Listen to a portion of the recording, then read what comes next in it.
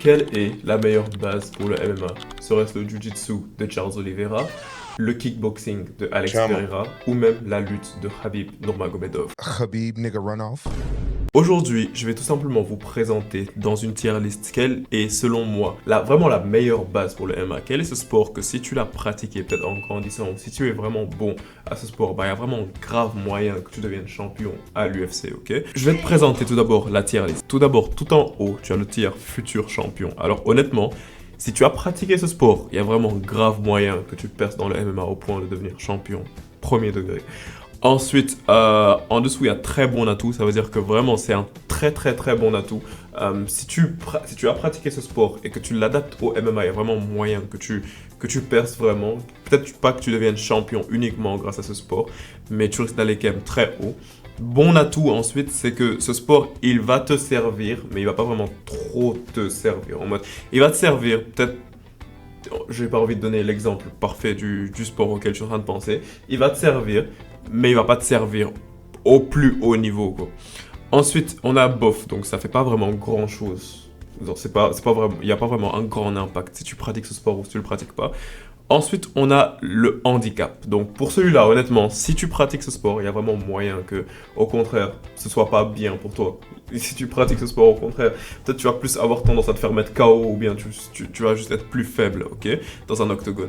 Alors, on va commencer tout d'abord par le premier sport qui est l'aïkido. Ok, je sais que c'est peut-être pas le sport auquel tu pensais le plus. Je vais être honnête avec toi. Si tu pratiques du Aikido, tu deviens directement futur champion. Les gars, on a très clairement vu Alex Pereira se promener avec Steven Seagal. Et juste après ça, on voit Alex Pereira qui était en train de... Ok, c'est bon, j'arrête. Alex Pereira, dès qu'il a commencé à traîner avec Steven Seagal, automatiquement, il a commencé à perdre. Alors les gars... Selon moi, l'aïkido, je pense que vous allez tous être d'accord avec moi sur le fait que ce n'est pas réel et que ça ne fonctionnerait absolument pas dans une cage. Je vais te sortir une photo de Steven Seagal. Voilà.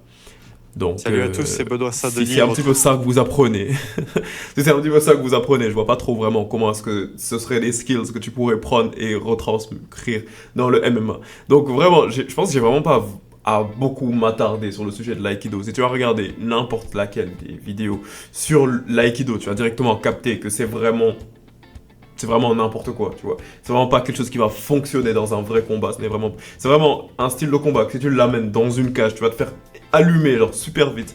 Mais il y a toujours ce gars-là, Steven Seagal, pour gaslight tout le monde et faire croire aux gens que l'aïkido, ça existe. Alors que ça n'existe juste pas. Ramenez-moi un combattant de aïkido, je vais le mettre KO en minimum 1 minute. Je veux dire maximum, je suis désolé, maximum 1 minute. Ensuite, on va passer au prochain sport, qui est le karaté. Le karaté, c'est beaucoup critiqué dans la sphère du MMA, mais honnêtement, selon moi, c'est un bon atout. La raison pour laquelle je dis que c'est vraiment un bon atout, c'est que on a eu des champions. On a eu un champion, je veux dire, qui était vraiment super doué, qui a eu une bonne base de karaté. Il s'agissait bien évidemment de Georges Saint-Pierre. Après, Georges Saint-Pierre également, en plus d'avoir une bonne base de karaté, il avait vraiment super bien mixé cela avec une bonne lutte. C'est vraiment quasiment tous les styles du MMA en même temps, tu vois. Mais si tu regardes vraiment un combattant qui axe quasiment tout son game sur le karaté, ce serait clairement Stephen Wonderboy Thompson. Stephen Wonderboy Thompson, lorsque tu regardes son style de combat, tu vois vraiment du karaté pur et dur. Et c'est vraiment beau à voir. C'est vraiment l'une des raisons pour lesquelles c'est l'un des meilleurs strikers. C'était l'un des meilleurs strikers de l'UFC lorsqu'il était à son prime. C'est vraiment le genre de combattant qu'à la place de t'envoyer des jabs, il va t'envoyer des sidekicks. Et il va vraiment envoyer beaucoup de coups. C'est vraiment comme si tu regardais un personnage sorti tout droit d'un film. C'est comme si tu regardais un film de Jean-Claude Van Damme ou quoi que ce soit. C'est un petit peu ça, le style de combat de Stephen Wonderboy Thompson. Le problème, cependant, c'est que lorsque tu ne fais pas comme Georges Saint-Pierre et que tu te bases exclusivement sur ce style de combat, tu peux pas vraiment forcément devenir quasiment champion ou bien briller genre énormément, tout simplement grâce à ce sport. Parce que tu vas être un petit peu trop unidimensionnel, un takedown est déterminé et tout, tu vois. Donc, si tu as vraiment une bonne base de karaté, ça te donne déjà de base un meilleur striking. Les gars, on a quasiment tous déjà fait du karaté lorsqu'on était enfant, c'est pour ça que de base on a un petit peu un bon striking. mais on doit vraiment toujours le mélanger avec quelque chose d'autre pour devenir un meilleur combattant. Donc selon moi, le karaté à lui seul, c'est pas vraiment un super bon atout qui va te propulser super haut, ni quoi que ce soit, mais c'est une bonne carte à avoir dans ta poche. C'est un petit peu également le cas d'un MVP. Ensuite, on a la boxe. Pour la boxe, je suis un petit peu mitigé, mais je dirais que c'est un bon atout. J'allais dire que c'est un très bon atout. Mais je dirais quand même que c'est un bon atout, pas beaucoup plus que ça. C'est un meilleur atout, certes, que le karaté, mais ce n'est pas au point que l'on le pense. Parce qu'il y a plein de gens qui se disent que littéralement, la boxe est vraiment l'une des meilleures bases pour le MMA. Et c'est peut-être un avis qui est un petit peu controversé, mais je suis pas d'accord. Je suis pas d'accord, je me dis que c'est un petit peu surcoté l'importance qu'a la boxe dans le MMA. Certes, je viens de te dire que la boxe ça va te donner de meilleurs résultats que le karaté. Certes, je suis totalement d'accord avec cela. Mais la raison pour laquelle moi je suis pas totalement d'accord sur le fait que la boxe c'est vraiment beaucoup plus important. Tout simplement parce que on a eu à voir un combattant qui a directement quitté la boxe pour venir dans le MMA. Et je sais que d'habitude, la majeure partie du temps, c'est le contraire qui se passe. Mais cette fois-ci, on avait vu cela se passer lorsque James Toney il est venu, il a affronté Randy Couture. Et sa boxe ne lui a vraiment pas permis de démonter Randy Couture. Au contraire, il s'est fait emmener au sol et dominer. Et c'est vraiment ça le truc par rapport à la boxe. D'habitude, ce qui marche le plus, c'est que tu as eu une super bonne base dans un autre sport, dont on va parler un petit peu plus tard, ou dans n'importe quel autre sport, et que tu complètes avec la boxe. Mais la boxe en tant que telle, c'est vraiment pas ce qui va te faire devenir quasiment champion dans le MMA. Après, je sais quand même que dans le MMA, on a eu des super bons boxeurs. On parlait de Ilia Topuria, même si ce n'est pas la boxe, son background. On peut également parler de Petr Yan, que selon moi, c'est peut-être un avis controversé, mais selon moi, Petr Yan, c'est clairement le meilleur boxeur à l'UFC. Mais le problème, c'est que vraiment, si ta seule base, c'est la boxe, tu risques... Voilà quoi, il va falloir que tu te complètes ailleurs, en fait. Ensuite, on a la lutte. Donc, que ce soit la lutte dagestanaise ou la lutte gréco-romaine ou la lutte américaine. Pour moi, c'est vraiment le meilleur atout possible. Et je sais que c'est peut-être pas trop controversé de le dire, mais selon moi, c'est clairement le meilleur atout possible. Tout simplement parce qu'on a juste trop vu ce scénario. Comme par exemple dans le cas de Daniel Cormier qui quitte directement la lutte, qui rejoint le MMA et qui devient double champion automatiquement. Khabib qui quitte la lutte, qui vient dans le MMA et devient champion automatiquement. Islam, même chose. J'aurais voulu dire le contraire. Honnêtement, j'aurais voulu dire le contraire. Mais la lutte, elle nous a juste un petit peu trop prouvé. On a juste eu trop de preuves que les combattants qui ont une base de lutte, ils deviennent automatiquement champions. Tout ça, et je dirais pas que c'est tout simplement dû à la lutte en tant que telle, mais je dirais que c'est également dû au mental que tu obtiens lorsque tu es en train de lutter, lorsque tu apprends à lutter et tout ça, et lorsque tu es dans les camps d'entraînement de lutte, particulièrement ceux du Daghestan, c'est vraiment des camps d'entraînement super physiques et ça te pousse à avoir un mental vraiment inarrêtable. C'est pour ça que lorsque tu regardes la majeure partie du temps, les lutteurs, que ce soit Khabib ou que ce soit DC, c'est vraiment pas le genre de combattant que tu peux voir abandonner. Quasiment, ils ont tous des backgrounds de lutte, quasiment tous les champions, que ce soit Ankalaev, John Jones, Ilia Topuria, Merab, ils ont tous des backgrounds de lutte. Et vraiment, c'est la raison pour laquelle, selon moi, la lutte, c'est vraiment le sport à pratiquer si tu as envie de rejoindre le MMA un jour. Si tu as envie de devenir champion à l'UFC, on ne sait pas.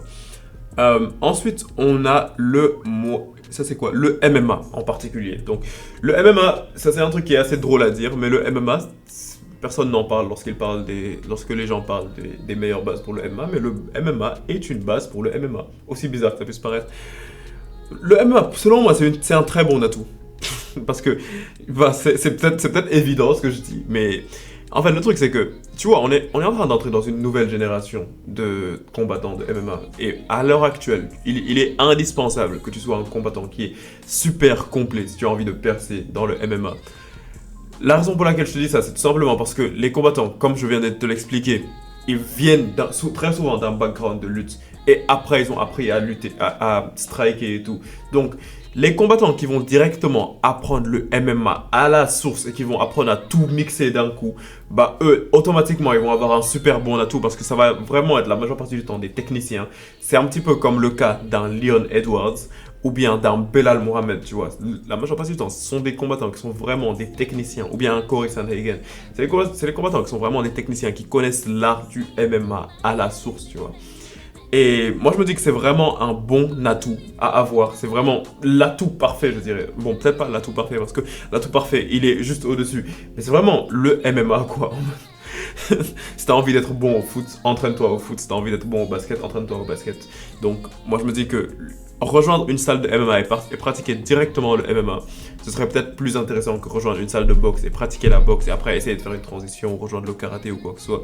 Parce que vraiment, si tu regardes l'ancienne génération, c'était vraiment eux qui étaient un petit peu forcés à faire ça, tu vois. C'est vraiment eux qui allaient, par exemple, maximiser leur karaté ou bien maximiser leur jiu-jitsu ou n'importe quoi. Et là, je me suis rendu compte que j'ai pas mis jiu-jitsu dans les trucs là, dans les images. Mais t'inquiète, je vais l'ajouter juste à la fin. T'inquiète, on va parler de jiu-jitsu. Je sais pas pourquoi l'image ne s'est pas ajoutée, mais on va en parler. En tout cas, moi, je te dis que le truc, c'est que les combattants avant, ils allaient juste être parfaits dans leur sport de combat et essayer de transitionner. Mais le truc, c'est que maintenant, on est en 2025, tu vois. Et le MMA, il est vraiment assez populaire pour que maintenant, les combattants, ils vont juste venir et, comment dire, ils vont juste venir et directement rejoindre une salle de MMA et pratiquer le MMA en tant que tel, tu vois. C'est pour ça qu'on a vraiment beaucoup de techniciens maintenant. Ensuite, nous avons le kickboxing. Le kickboxing, selon moi également, c'est un super bon atout. Parce que ça également, c'est un truc qui m'étonne. Mais on a vraiment eu beaucoup de champions qui ont quitté directement le kickboxing. Regardons Alex Pereira, qui est littéralement l'un des plus... Et automatiquement, les gars, je pense que c'est pas choquant de se dire que Alex Pereira, il est dans la liste des GOAT de l'UFC, même si on est juste en 2025. Je pense que c'est pas choquant de se dire qu'Alex Pereira, c'est vraiment un GOAT déjà à l'UFC. Il vient d'un background de kickboxing. Nous pouvons également regarder Israël Adesanya. Il vient d'un background de kickboxing. C'est vraiment une preuve que le kickboxing, ça te permet vraiment d'avoir un super bon striking. Mais le problème, c'est que ça va pas te pousser automatiquement à être champion, surtout dans cette génération actuelle que l'on a. Parce que c'est juste un petit peu compliqué. Si tu te souviens bien également, Sean O'Malley, il avait un background de kickboxing. Mais le problème également, comme je viens de te dire, c'est que ce genre de combattants, s'ils n'arrivent pas à super bien faire leur transition et qu'ils comptent majoritairement rester sur leur kickboxing pour s'en sortir et un petit peu de défense de takedown et tout, en 2025, ça fonctionne juste plus. C'est pour ça qu'en 2025, quasiment tous les champions, ils ont un background de lutte. Parce que c'est grâce à ce background de lutte qu'ils ont réussi à faire tomber les combattants qui avaient un background de kickboxing. Ensuite, en dernier, on a le Muay Thai. Selon moi, le Muay Thai, c'est vraiment un bon atout. Je dirais pas que c'est un super bon atout, mais ça reste un bon atout. Le Muay Thai, déjà, le premier truc que ça va faire, c'est que ça va forger ton mental. Parce que, personnellement, j'ai eu à faire du Muay Thai. Quasiment tous ces sports, je les ai quasiment déjà fait, peut-être à part la lutte en tant que telle. Et l'aïkido, bien sûr. Mais quasiment tous ces sports, j'ai déjà eu à les faire. Mais honnêtement, parmi tous ces sports, je dirais que le plus physique, et je sais pas vraiment si c'est simplement à cause de la salle où je suis parti ou quoi que ce soit, mais le plus physique que j'ai eu à faire, c'était très clairement le Muay Thai. Le Muay Thai, c'est vraiment le sport qui essaye vraiment de fortifier ton mental et ton physique en même temps. Et vraiment, ça c'est vraiment la raison pour laquelle, lorsque tu regardes les combattants qui pratiquent le Muay Thai, c'est vraiment pas le genre de combattant qui abandonne, tu vois. Je peux te donner l'exemple de combattants qui pratiquent le Muay Thai un petit peu comme José Aldo, Carlos Prates, ou également Khaled Rountree Jr. Et je parlerai même pas tout simplement de Carlos Prates, mais je dirais un petit peu quasiment tous les fighting nerds, tu vois.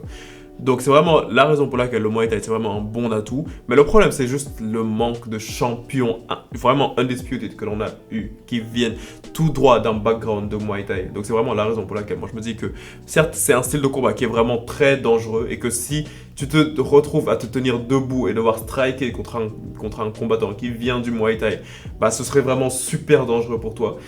C'est un petit peu comme si tu devais striker contre un Khaled Rountree Jr. C'est vraiment très très très dangereux.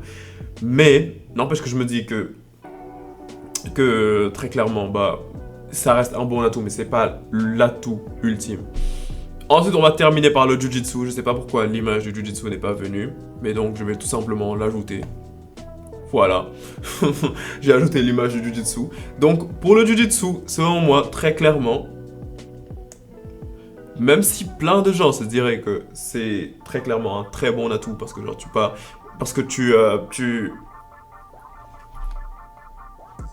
Alors pour le Jiu-Jitsu, moi je me dis très clairement que, je sais pas à quoi tu t'attendais, mais c'est vraiment un très très très bon atout.